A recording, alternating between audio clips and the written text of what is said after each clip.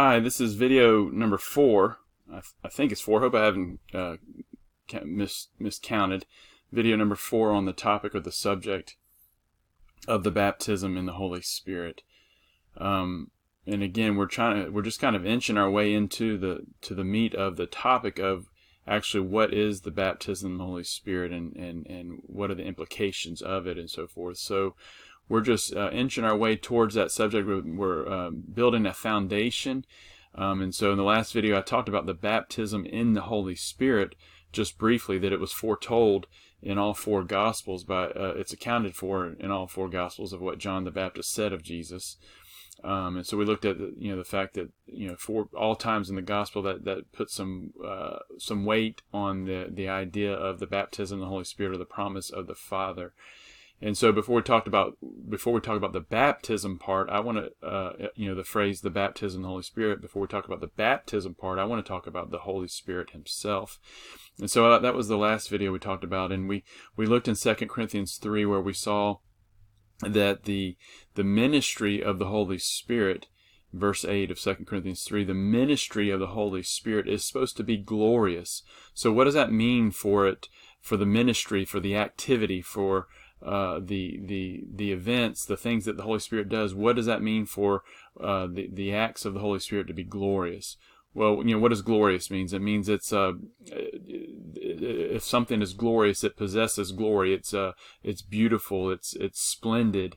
It's awe-inspiring. And so God is the God of glory. His love, when we look at His love, when we look at His mercy, His grace, His authority, His power, His place of judgment, His holiness, all of those things we can say are glorious. They're splendid. They're awe-inspiring. They're beautiful. And, so there's things that manifest or display God's glory. For example, the ministry of the Holy Spirit, the actions, the events, the service of the Holy Spirit. Creation declares or manifests God's glory. When we look at creation, whether it be an eyeball or a cell or the stars, we're just in awe of how omnipotent and wise God is as a creator. But there's other things that reflect God's glory as well, and that would also include miracles of healing, of deliverance, of changed hearts. And we read in John 2:11, after Jesus turned the water into wine in Cana of Galilee, it says in John 2:11, the beginning of signs Jesus did in Cana of Galilee, and manifested or revealed His glory. Okay, how? It was because of, again, the water being turned into wine. And what was the result? And this is the beautiful thing. What was the result of His disciples seeing this miracle? It gave authority in their eyes, gave Jesus authority and influence in their lives. And it says they believed in Him because of this glory they saw through the water into wine. And so throughout the Gospels, we see where God is glorified because of the miracles that Jesus did. In Mark 2, we read, immediately He arose, speaking of, I think, a paralytic, and he took up the bed that he was restricted to, and went out in the presence of them all. So they were all amazed. God's glory will amaze people, and glorified God. They spoke well of Him. They reflected. They repeated. They spoke of that miracle, and in so doing, they glorified God. And they said, "We've never seen anything like this." So when God's glory is manifest, it's not everyday tedious things. It's something that's awe-inspiring. It's amazing, like a paralytic getting out of bed, like a water being changed to wine. Another example we see in Matthew 15:31. So the multitude marveled when they saw the mute speaking, the maimed made whole, the lame walking, and the blind seeing. And what did they do? They glorified the God of Israel. Why? Because what they saw was glorious. And so what does it mean to be glorious? It means that it's full of glory. You're reflecting glory. You're observing something that has glory. What are some of the things that have glory? It's God's healing power. It's God's manifest power in people's bodies and in lives. And so remember, how did we get to this subject? We're talking about the glorious ministry of the Holy Spirit. So if the ministry of the Holy Spirit is to be glorious, I submit to you that part of that glory would be miracles, signs, and wonders. Okay? And so that's part of the ministry of the Holy Spirit. So if the Holy Spirit is active in our midst, we should be seeing miracles in bodies, we should be seeing miracles in souls, and we should be seeing miracles in spirits. And why don't we see as much as we should, or what we see in the Bible here in America? Okay, that's a question that can be answered. It's not going to be answered here, but I believe part of the answer is the baptism of the Holy Spirit. Another answer is purity. Another answer is freedom from worldliness and so forth. But those are different topics that scriptures can be used. But we're just, generally speaking, we're talking about the glorious ministry of the Holy Spirit. It should involve miracles. It should involve the manifestation of God's power in people's bodies and souls and lives. And in Ephesians 5:27, if you want to think, well, that was for the Corinthians, that was for the first generation church. In Ephesians 5:27, what kind of church are we told that Jesus is coming back for? And it says that he might present her to himself, the church being her, a glorious church, a church full of glory, a church demonstrating, manifesting, reflecting the glory of the Lord. Okay, not having spot or wrinkle or any such thing, but that she should be holy and without blemish. That's important as well.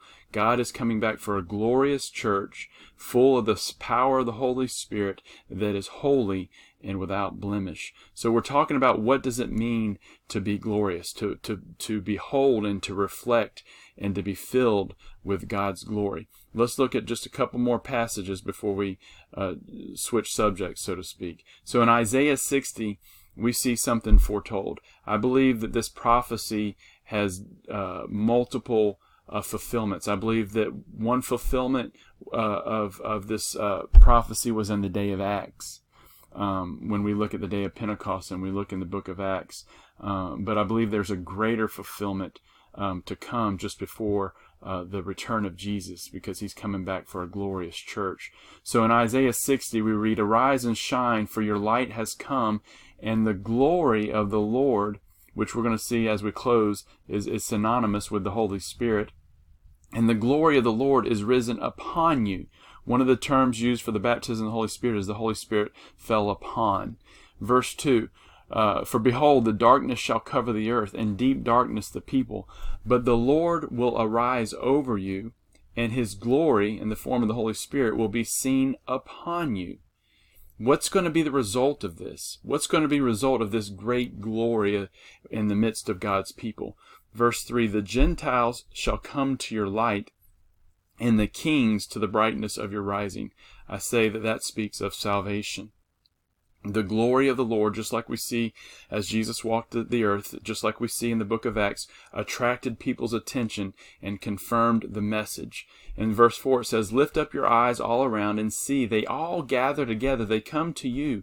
Your sons shall come from afar," that's restoration, "and your daughters shall be nursed at your side." So we see nurture, an abundance of nurturing, a restoration of a nurture among family. We see restoration in relationships, but we also see Gentiles, the unsaved, coming in.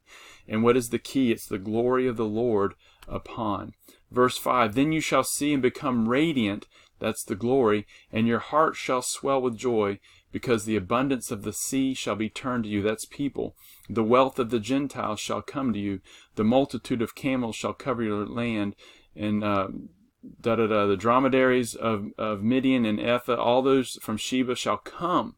They shall bring gold and incense, and they shall proclaim the praises of the Lord." What do all these wonderful events depend on? It depends on the manifestation of God's glory.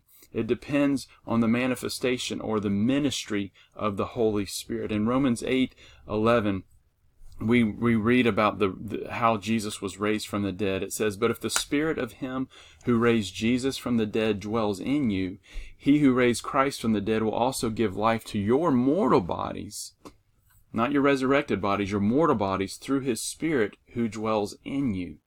Okay, and so the Holy Spirit is in us, and there's also a distinction of the Holy Spirit upon us that we'll talk about later.